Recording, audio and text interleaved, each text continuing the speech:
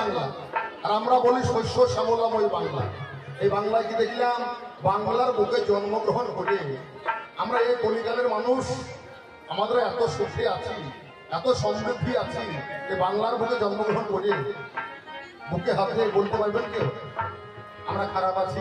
আমাদের বিজ্ঞানের জন্য আমরা ভালো আছি। তাই বললাম জনমিয়া ধন্য আমি বাংলা মায়ের বলি। বাংলা কেমন? এ বাংলা সবুজে শ্যামল ভরা, এ বাংলা সবুজে শ্যামল ভরা, মায়ার সোনার রং মোহন।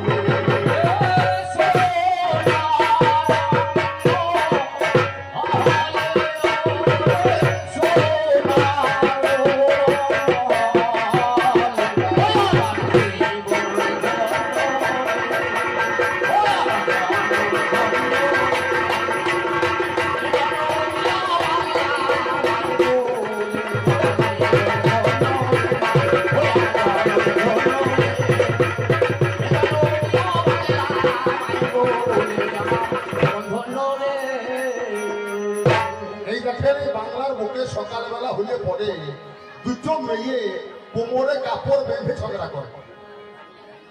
আজকাল কবিগান হচ্ছে কটি দলে দুটি দল, একটা দাদুর দল, একটা নাতির দল। যেমন ঝগড়া বেঁধেছে, একদিকে মায়ের দল, একদিকে বাবার দল। যদি কোনো কারণে আমার বাবাদের সঙ্গে মায়েদের ঝামেলা গন্ডগোল বেঁধে যায়, দেখবেন বাবা এক মুখে একটা কথা বলতে বলতে মা আমার এক মুখে 25টা কথা বলবে। মায়েদের মুখ হচ্ছে এত পাতলা, শেষে বাবার দল না পেরে বললে ওরে ওকে পারবি না, ওরা হচ্ছে 12 মুখের জাত। যদি সেই বাবাকে জিজ্ঞেস করা হয় 12টা মুখ মায়ের দেখেছেন, বলতে পারবেন। তাহলে এই যে 12টা মুখ মায়ের আমার আছে, এই 12টা মুখ কোথায়, কোন মায়ের? এই বাংলা মায়ের। ওরে 6টা ঋতু 12 মাসে নব নব মাসে আসে, আরে 6টা ঋতু 12 মাসে নব নব সাজে আসে, এই 6টা ঋতু 12 মাসে নব নব মাসে আসে, আর 6টা ঋতু 12 মাসে নব নব সাজে আসে। আমার বর্ষারানী কালো মেঘে, বর্ষারানী কালো মেঘে মাঠ ভেসে যায়,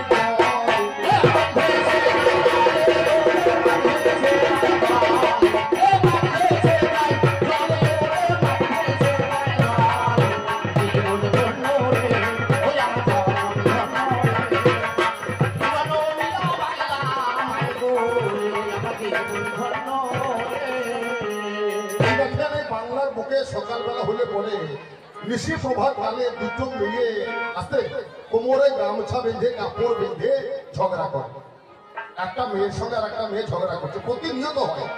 একটা মেয়ে বলছে তুই আমার সঙ্গে ঝগড়ায় পারবি? বলে কেন? বল আমি এক এক করে 5টা 7টা ছেলের মা হইলাম, আমি আব্দুল ঘর কেমন চোখে দেখলাম না। একটা মেয়ে আর একটা মেয়েকে বলছে আমি এক এক করে 5-7 ছেলের মা হইলাম, আমি আব্দুল ঘর কেমন চোখে দেখলাম না। আর একটা মেয়ে বলছে তুই আমাকে পারবি? আমি 10-12 ছেলের মা হইলাম, আমি স্বামীর মুখ কেমন চোখে দেখলাম না। তাহলে স্বামীর মুখ চোখে দেখলে ছেলে হয়? ঝগড়া দেখুন, ঝগড়া হয়। দেখবেন ময়ূর এরা স্বামীর মুখ দেখে না, তবু সন্তান হয়। আর দেখবেন কোকিল একের বসায় ডিম পারে, আতুর ঘর দেখে না, তবু মা হয়। ওই আমি কাঁঠালের ডালের পাকে দইয়ের শ্যামা দিনে রাতে, কাঁঠালের ডালের পাকে দইয়ের শ্যামা দিনে রাতে, এই আম কাঁঠালের ডালের পাকে দইয়ের শ্যামা দিনে রাতে, আর আম কাঁঠালের ডালের পাকে দইয়ের শ্যামা দিনে রাতে। ও মা ঝগড়া করে কোকিল কাকে, ঝগড়া করে কোকিল কাকে ডিম পারিবার চলে, পারিবার চলে পারিবার চলে, পারিবার চলে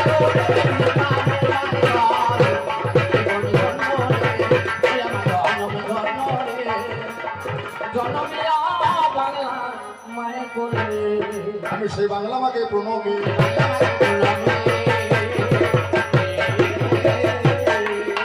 আমার প্রাণের চেয়ে হয় দামি।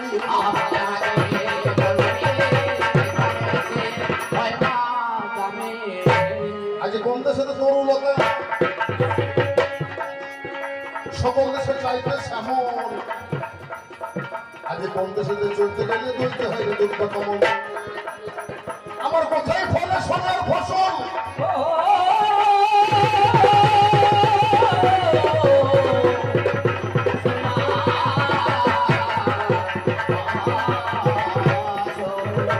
বাংলায় কোথায় ফলে সোনার ফসল। মাগো সোনার কমল ফোটে রে, সেই আমাদের বাংলাদেশ, সেই আমাদের বাংলাদেশ। কোথায় চলে মরাল, চলে মরালিটার পাচ্ছে। বাবুই কথা বাসা বনে চাতকবাদী যাচ্ছে রে, সেই আমাদের বাংলাদেশ, সেই আমাদের বাংলাদেশ। আমি বাংলা মাকে প্রণমী।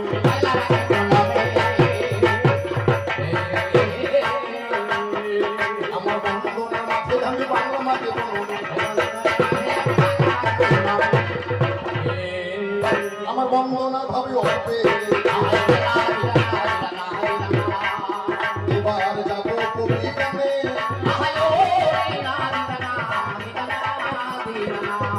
আমি সময় কেন নষ্ট করবো সভার মাঝখানে।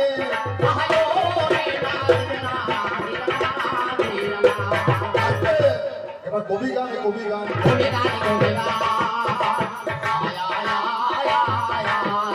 কবি গান কেমন জিনিস? কবি গান অন্য কিছু না, একটা মনের ভাবকে ছন্দে প্রকাশ করা, এটা হচ্ছে কবি গান। একটা মেয়ে একটা ছেলেকে বিয়ে করেছে, যে ছেলেকে বিয়ে করেছে তার সংসারে বা কেউ নাই, একমাত্র দিদিমা আছে। সেটা চাকরি করে, বিয়ে করার পরে পরে নাচবোর সঙ্গে কথাবার্তা কিছু হয়নি, চাকরির জায়গায় চলে গিয়েছে। আর বয়স্ক দিদিমা এই বর্তমানে নাতি নাতবোর হাসি মস্করা দেখতে পারে না, চলে গিয়েছে। আবার ছুটি পাওয়ার পরে নাতি ছুটিতে বাড়ি এসে যাচ্ছে। আর বৃদ্ধ বুড়িমা ওই নাচবোকে চোখে চোখে রাখতে যে কখন নাতি নাচবোমার সঙ্গে গল্প করে, গল্প করতে দেবে না। এখন নাতি আর নাচবো জিজ্ঞেস করছে এরা কাজ করো, আজকে বিকেল বেলায় তুমি জল আনা ছল করে কোন সেখানে কাকে নিয়ে যাবে যমুনায়, আর আমি যাবো ভিডিও দেখা ছল করে ওই গঙ্গার ধারে আনে, সেখানে গল্প করবো, আদর করব, যত্ন করব, তারপরে বাড়ি ফিরবো। আমার বুড়ো দিদিমা এ বুঝিতে পারবে না।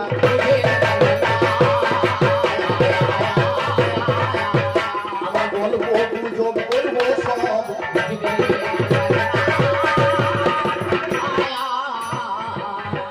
এই কথা যেমন কাজও তেমন। কাকে কলসে নিয়ে যমুনার ঘাটে হাজির, এ ভিডিও দেখা ছল করে এও গিয়ে হাজির। আদর করেছে, যত্ন করেছে, জড়িয়ে ধরেছে।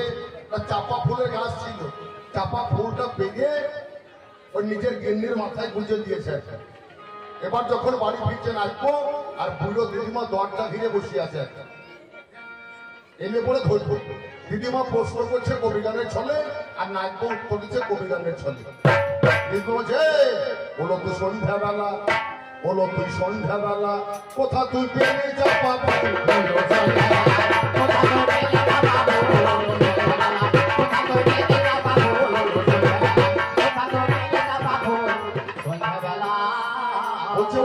সন্ধ্যাবেলা কোথা তুই পেলি চাপা ফুল। দিদিমা প্রশ্ন করছে কবি গানের ছলে, আর নাচবো উত্তর দিচ্ছে কবি গানের ছলে। বলে বাড়ির কাছে পারুল গঙ্গা জল আনতে গেলাম,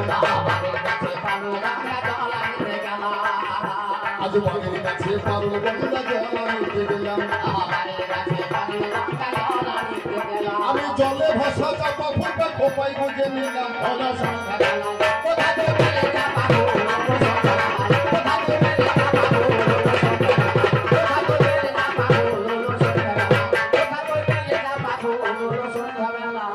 আচ্ছা বলুন তো মা, কোন ভিখারি 7 দিন খাবার পাইনি, আর কি 7 দিন খাবার পাই, 7 দিন পরে যদি কোনো ভোজ বাড়িতে খাবার পায় তার অবস্থা কেমন হবে? এই নাতির অবস্থা ঠিক তাই আছে। বিয়ে করে চাকরি জায়গায় চলে গিয়েছে, আর কি এমন জড়িয়ে ধরে আদর করেছে, আর কি গাল ঠোঁট মুখ সব লাল হয়ে গিয়েছে। দিদিমা বলছে আজকাল কেন তোর লাল দেখিল ঠোঁট কেন তোর লাল, আজকাল কেন তোর লাল দেখিল ঠোঁট কেন তোর লাল, কেন ঘন ঘন নিঃশ্বাস করে ঘেমেছে কপাল,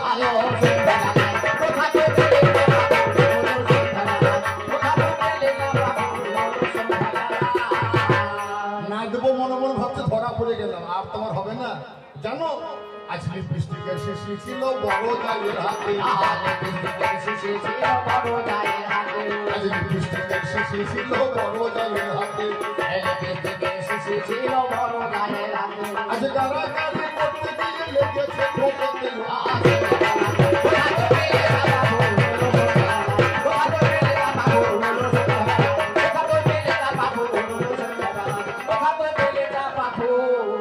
আজ সেই রকমের কবি গান, সেই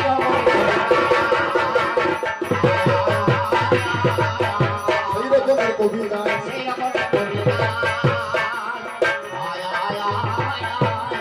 আগে শুধু সোতার সংবিধান,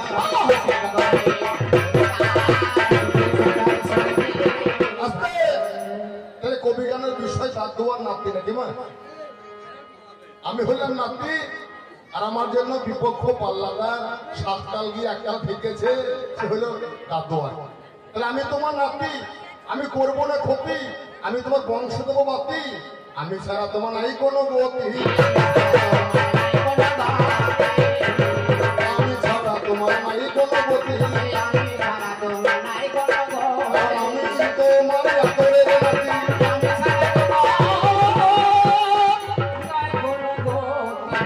আমি হইলাম আদরের ধন, আমি আদরের নাতি। দেখবেন এই সংসারে যে দাদুর নাতি নাতনি আছে, দাদুর বয়স হয়েছে, লাঠি নিয়ে চলাফেরা করে, ঘরে নাতি থাকে না, ওই লাঠি খানা ছুঁড়ে ফেলে দিলে হাতে তালি দিয়ে মজা রাখবে, তবু নাতিকে এক থাপড় মারে মারে না, আদরের জিনিস। আমি কেমন আদর ধর, একটা বাড়িতে দুটো বৌমা, বড় বউ হচ্ছে বেটার মা আর ছোট বউ হচ্ছে বিটির মা। এখন বড় মা বেটার মা বলে ছোট বউকে দেখিয়ে দেখিয়ে বেটাকে নিয়ে আদর করে, ধন ধন ধন, এই ধন যা না আছে তোর বিঠাইছি বল। আর ছোট বউ মনে মনে হচ্ছে আমাকে দেখে ঠাট্টা করে আদর করছে, এ করেছে কি ওর নিজের মেয়েটাকে কোলে করে নিয়ে এও আদর করছে, ধন ধনা ধন ধনা, ধন ধনা ধন ধনা। এই ধনার জন্য আসা যাওয়া করবে কত, এ আমার সোহাগের ধন ভাই,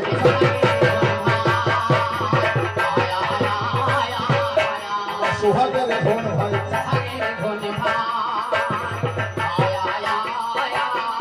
কারণ আমি তোমার হইলাম নাতি,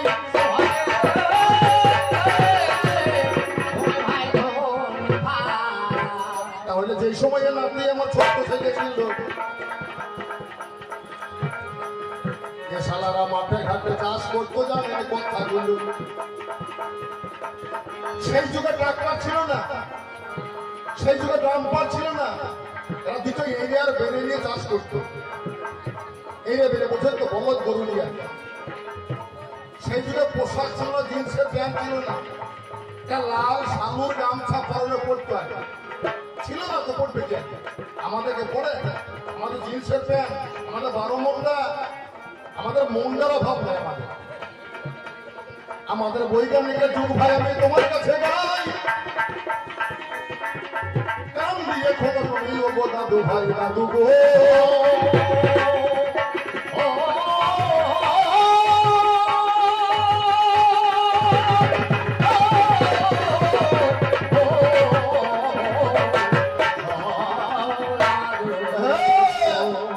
আমাদের যুগ হচ্ছে এমন যুগ, আমরা 1 ঘন্টায় 8 থেকে 10 ভাগে জমি চষতে পারি।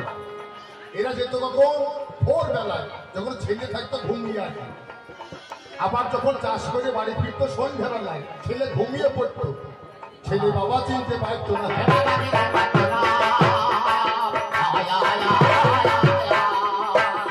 আমার যুগে তারা হবে,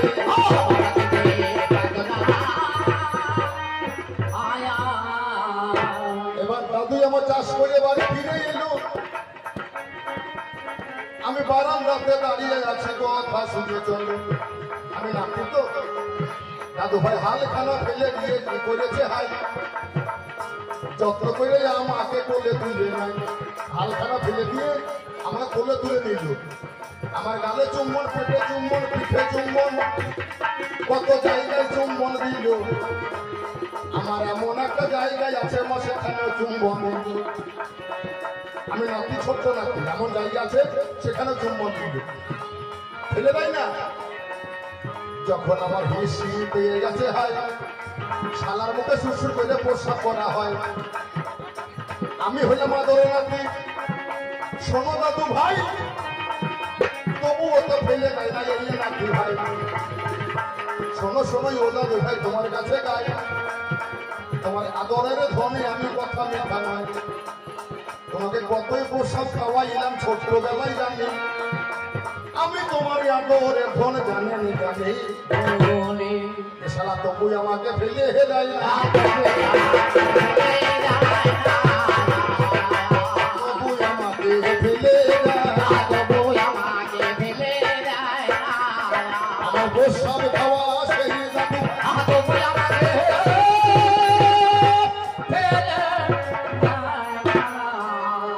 এবার জিজ্ঞাসা করেছে আমার,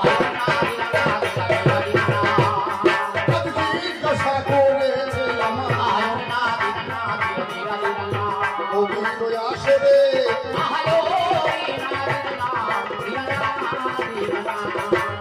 আমি নাতি বাস করি ভাই, ওই না দুর্গাপুরে।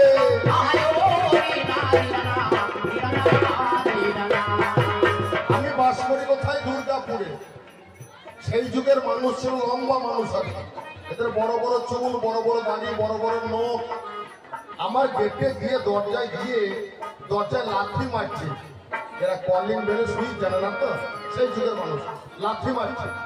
আমার গিন্নি যখন বাইরে বেরিয়ে এলো, দরজা খুলে দেখছে, চিনতে পারছে না। তখন সালুন ছিল না, ব্লেড ছিল না, বড় বড় চুল, বড় বড় নখ, বড় বড় দাড়ি। আমার গিন্নি নাকে কাপড় চাপা দিয়েছে। বলে কি হইলো গিন্নি? বলে মনে হয় কোনো পাঠাই এসেছে, মনে হয় কোনো পাঠাই এসেছে। বড় বড় চুল দাড়ি হয়ে গেছে,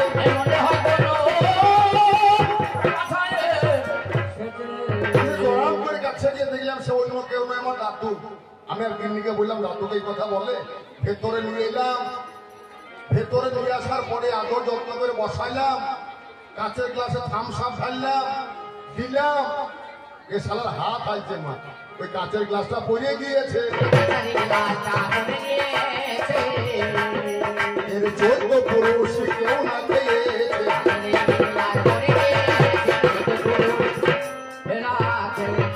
আমার বাড়িতে এসে জিজ্ঞাসা করছে, হ্যাঁ বাবু কোথায়? আমার ছোট্ট বড় মেয়ে, সে বললো বাবু তো বাড়িতে নাই। আমার গিন্নিকে বললো বাবু কোথায়? বলে সে তো বাড়িতে নাই। আমার মাকে জিজ্ঞেস করলো, বলো বাবু কোথায়? বলে বাবু তো বাড়িতে নাই। আমাকে বলছে, বাবু তোমরা কবে থেকে হলে? আগে বাবু তোমরা কবে থেকে হলে? আগেবার বলো হলা আমার খুলে। দাদু ভাই, এই বাবু শব্দটা বাবুকা বাংলা শব্দ নয়, এটা পর্তুগিজ শব্দ। তাহলে বাবু আমরা হলাম কবে থেকে?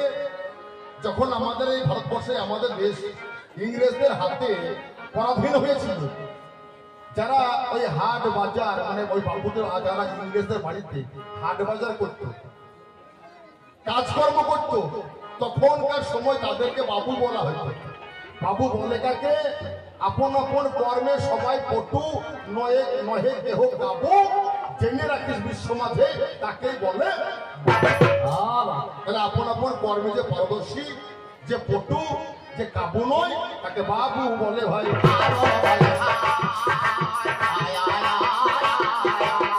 আমি তোমার কাছে যাই বলে,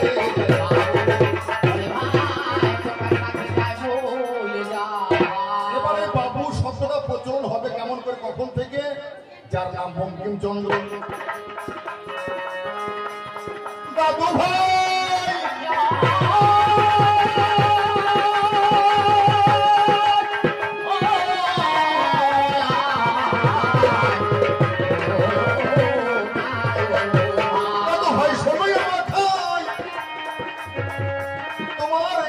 পরমে সুখে আমি বলতে চাই যারের নামে বঙ্কিমচন্দ্র সবার আছে জানা একটা উপন্যাসে লিখেছিল করি আলোচনা যেটাই আমার বাবু বটে তোমার কাছে গাই ওরা সাজিয়ে থেকে সাজিলাম বাবু বিশ্ব জমি তুমি মন দিয়ে শুনে যাও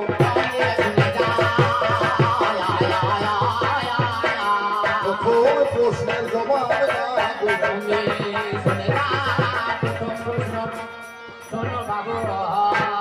এবার দ্বিতীয় নম্বর জিজ্ঞাসা সপ্তাহে 7 দিন 7 দিনের মধ্যে শনিবার হাফবেলা আর রবিবার পূর্ণ ছুটি এটা কবে থেকে চালু হলো ভাই তোমার কাছে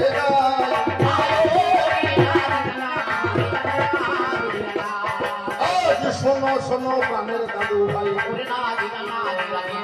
আমি বলছি না অন্যায়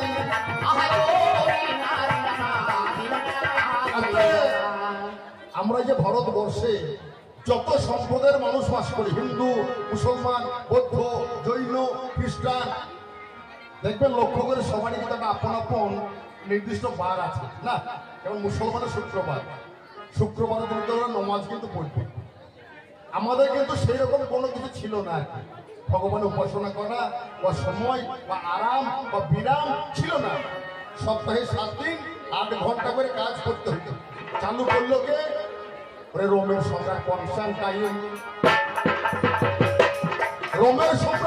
কনস্টান্টাইন ভাই গো শোনো তুমি কানে আমি একা করে জানাই দেবো আজ কবি দাদু ভাই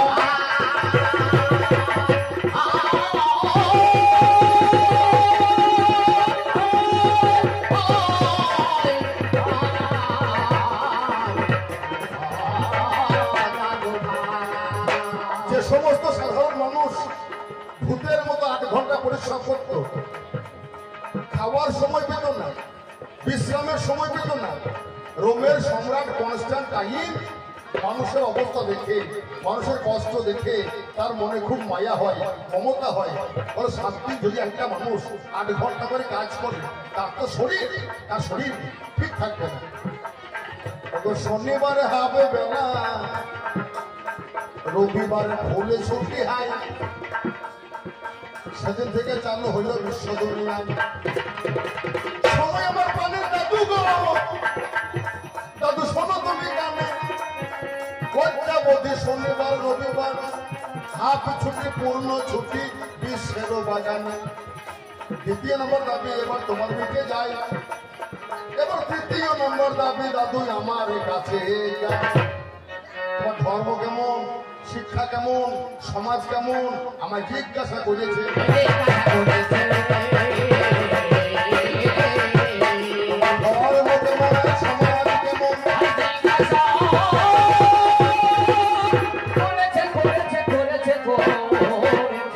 আমি যদি আমার কলিযুগের ধর্মের কথা বলতে যাই 7 দিন করলেও গান শেষ হবে আর ধর্ম অন্য কোথাও নাই আমাদের এই বীরভূম জেলা এই জেলায় দাঁড়িয়ে ধর্মের কথা বলি 7 দিন করলেও গান শেষ হবে আমি ছোট্ট বলি নামটি যে হার তারা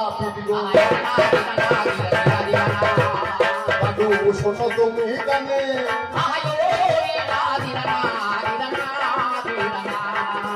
একজন খাপা ছিল দাদু ভাই মামা খাপা নামে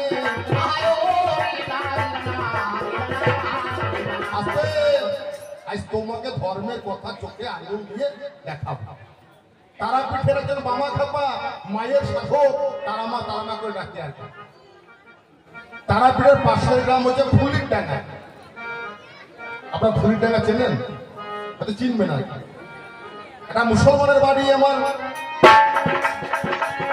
খাপা ভিক্ষা করতে গেল সেদিন কোরবানির দিন ছিল জানেন সে দল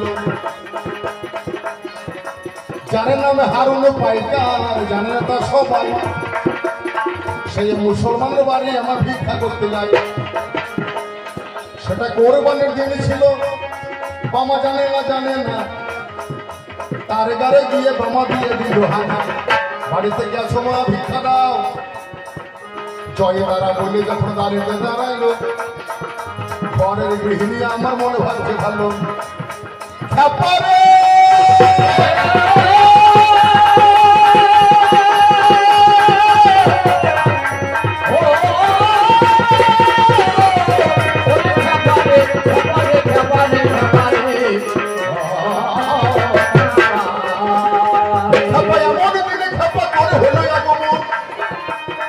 আজকে কোন বানের দিনে খাপা জানে সর্বজন থালাই করে গো মাংস যত নেয়া নিল জয়ে তারা বইলে খাপা থালাই বইলে নিল গুটি গুটি পায়ে মায়ের মন্দিরেতে যায় পান্ডারে দলে আমার দেখিবারে পাই মুসলমানের বাড়ি গিয়ে গো মাংস নিল খাপাকে ধরে আমার শ্মশান ঘাটে রাখলো সুযোগ পেয়ে খাপাই আমার কি করেছে হাই ধীরে ধীরে তারা মায়ের মন্দিরেতে যায় জয়ে তারা বইলে ঝোলায় হাতে হইলে দিল এক মুষ্ঠ গো মাংস হাতে তুলে দিল এক মুষ্ঠ মাংস নিয়ে কি করেছে জানো নে মা ও মা জননী তারা মায়ের চরণেতে যখন ছুঁড়ে দেয় আর সঙ্গে সঙ্গে গো মাংস রক্ত জমা দেখো তুমি আমার যুগে ধর্ম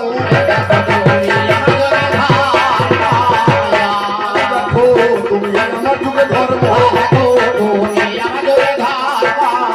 আমি বলে জানাই ভাইয়া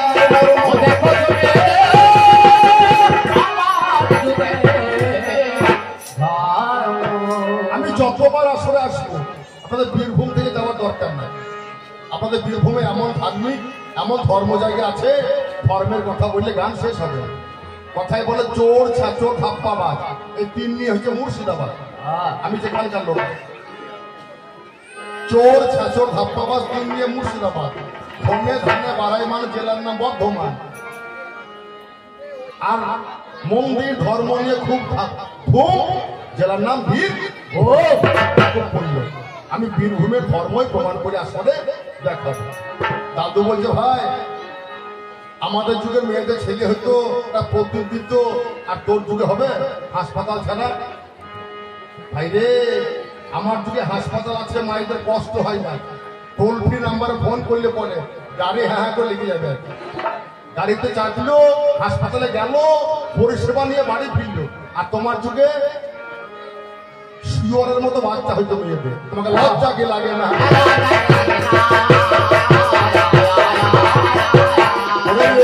ছিল আমার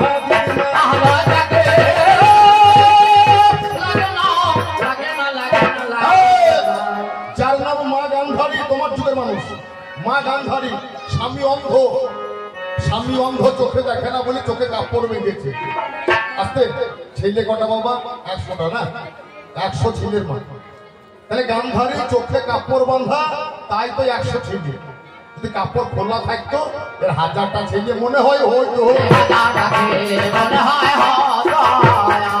1000টা ছেলে মনে হয় হতো আমি করিয়ে যাই তোমারই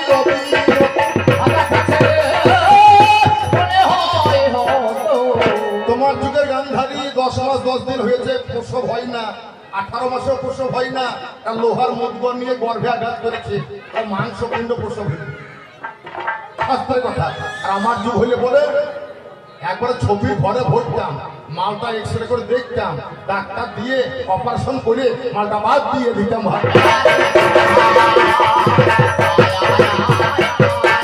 তোমার যুগে ছিল না বন্ধু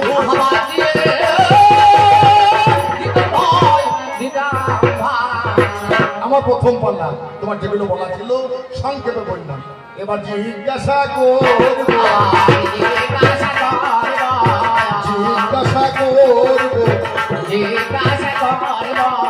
শোনো আমার কাছে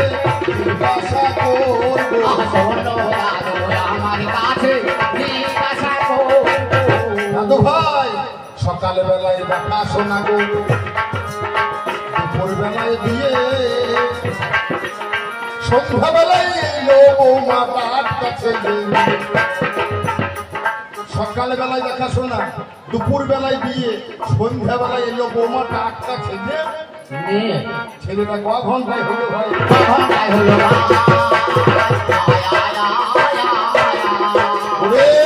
বিজ্ঞানের একটা পোল্ট্রির বাচ্চা তৈরি করতে গেলে কম করে 24 ঘন্টা লাগে। আর তোমার যুগে দেখলাম সকালবেলায় দেখাশোনা, দুপুর বেলায় বিয়ে, সন্ধ্যেবেলায় এলো বৌমা টাকা ছেলে নিয়ে। ছেলেটা ক ঘন্টায় হইলো ভাই? আমি ভাবে ভাবে করি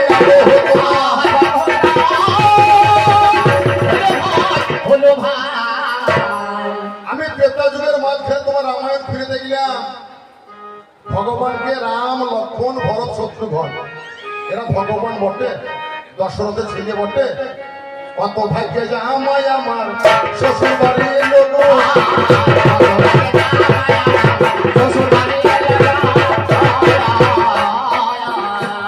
আজ কত ভাগ্যে জামাই আমার শ্বশুর বাড়ি এলো গো।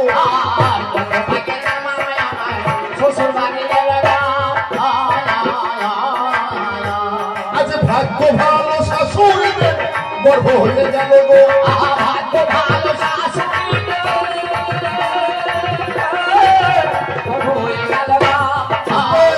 কথাটা বললাম কেন? দশরথ রাজা স্বীকার করতে গেল অন্ধমনের পুত্র সিন্ধুকে বধ করেছে। অন্ধমনে অভিশাপ দিল, যেমন আমার পুত্রকে তুমি বাণ প্রাণে মারলে অভিশাপ দিলাম, পুত্র মুক্তি দর্শন করতে পারবে না। পুত্র অভিশাপে তোমার পুত্র থাকা সত্ত্বেও আমার মতো পুত্র সত্যি তোমাকে জর্জরিত হইতে হবে। দশরথ রাজা হাসছে, যার আবার পুত্র নাই তার পুত্র শোক, পুত্র হবে। হইল কেমন করে? যার নাম শান্তা, দশরথের কন্যা, বিয়ে হইল তার সঙ্গে ঋষ্যশৃঙ্গ মুনি। তাকে এনে যজ্ঞ করে যজ্ঞের চরু খেয়ে রাম, লক্ষ্মণ, ভরত, শত্রুঘ্ন এদের জন্ম হয়েছে। এরা ভগবান বটে, এরা ভগ্নবতী ছেলে গো।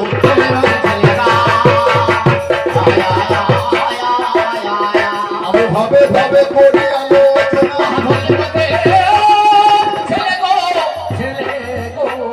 দাদু ভাই বলো ভাগ্যে জামাই ঘরে এলো তাই শাশুড়ির গর্ভ হইল। আমি বুঝিতে পারি না,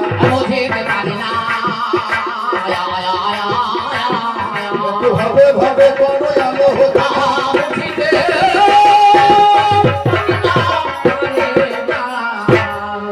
আমি তুমি আমাকে জিজ্ঞাসা করেছো